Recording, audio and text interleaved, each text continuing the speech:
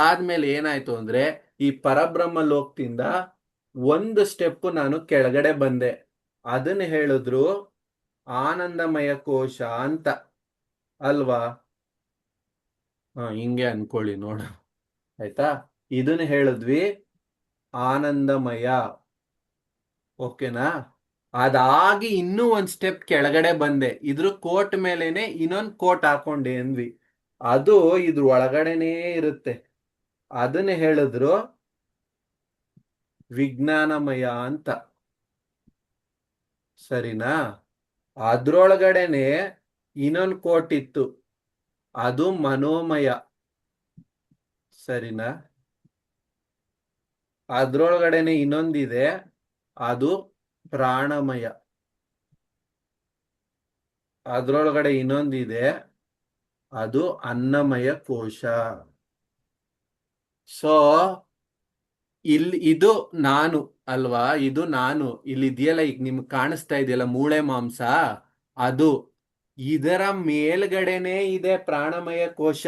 ಎಲ್ಲೋ ಸ್ವರ್ಗಲೋಕದಲ್ಲೂ ಇಲ್ಲ, ಭುವರ್ಲೋಕದಲ್ಲೂ ಇಲ್ಲ. ಅರ್ಥ ಮಾಡ್ಕೊಳ್ಳಿ, ಈ ಕ್ಷಣ ಇಲ್ಲೇ ಇದೆ, ಸೂಕ್ಷ್ಮ ರೂಪದಲ್ಲಿ ಇದೆ. ನಿಮಗ್ ಕಾಣಿಸ್ತಾ ಇಲ್ಲ, ಫೀಲ್ ಆಗ್ತಾ ಇಲ್ಲ, ಯಾಕಂದ್ರೆ ನಾವು ಅಷ್ಟು ಸೂಕ್ಷ್ಮ ಇಲ್ದಿರೋ ಕಾರಣ ನಿಮಗ್ ಗೊತ್ತಾಗ್ತಾ ಇಲ್ಲ. ಅರ್ಥ ಆಯ್ತಾ? ಪ್ರಾಣಮಯ ಕೋಶ ಇದ್ರ ಮೇಲ್ಗಡೆನೆ ಇದೆ. ನೆಕ್ಸ್ಟ್ ಅದ್ರ ಮೇಲ್ಗಡೆ ಇನ್ಯಾವ ಬಾಡಿ ಇದೆ? ಮನೋಮಯ ಕೋಶ. ಅದ್ರ ಮೇಲೆ ಮೊಟ್ಟೆ ಆಕಾರದಲ್ಲಿ ವಿಜುವಲೈಸ್ ಮಾಡ್ಕೊಳ್ಳಿ ನಿಮ್ಮನ್ನ ನೀವು, ಒಂದರ ಮೇಲ್ ಒಂದು ಲೇಯರ್ ರೀತಿ, ಒಂದೊಂದೇ ಒಂದೊಂದೇ ಒಂದೊಂದೇ ಕವಚಗಳ ತರ ಕೂಡ್ಕೊಂಡು ಆನಂದಮಯ ಕೋಶ ಕೊನೆಯ ಭಾಗ, ಕೊನೆಯ ಲೇಯರು ನನ್ನ ಸುತ್ತ ಇದೆ. ಇಷ್ಟು ಕ್ಲಾರಿಟಿ ಇರ್ಲಿ.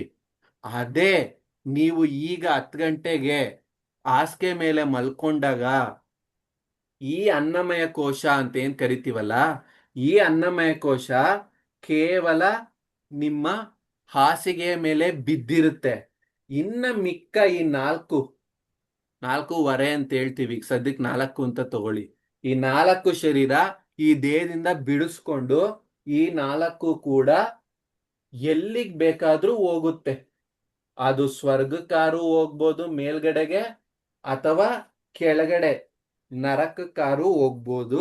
ಅದು ನಿಮ್ಮ ನಿಮ್ಮ ಪುಣ್ಯ ಅಥವಾ ಎನರ್ಜಿ ಮೇಲೆ ಡಿಪೆಂಡ್ ಆಗಿರುತ್ತೆ.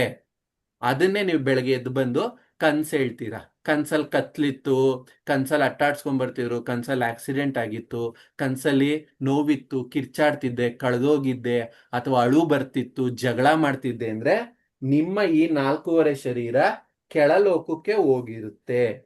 ಅದೇ ಕನ್ಸಲ್ ಗುರುಗಳು ಬಂದ್ರು, ಅಥವಾ ಅವ್ರು ಯಾರೋ ಒಳ್ಳೆ ಊಟ ತಿಂತಿದೆ, ಮೊಸರನ್ನ ತಿಂತಿದೆ, ದೇವಸ್ಥಾನಕ್ಕೆ ಹೋಗಿದ್ದೆ, ಈ ತರ ಎಲ್ಲ ಹೇಳಿದ್ರೆ ನಿಮ್ಮ ಎನರ್ಜಿ ಚೆನ್ನಾಗಿತ್ತು, ಇದು ಊರ್ಧ್ವಮುಖವಾಗಿ ಸ್ವರ್ಗ ಲೋಕಕ್ಕೆ ಹೋಗಿರುತ್ತೆ. ಇಷ್ಟು ಕ್ಲಾರಿಟಿ ಇದೆ, ಏನು ಡೌಟ್ ಇಲ್ಲ ಈಗ?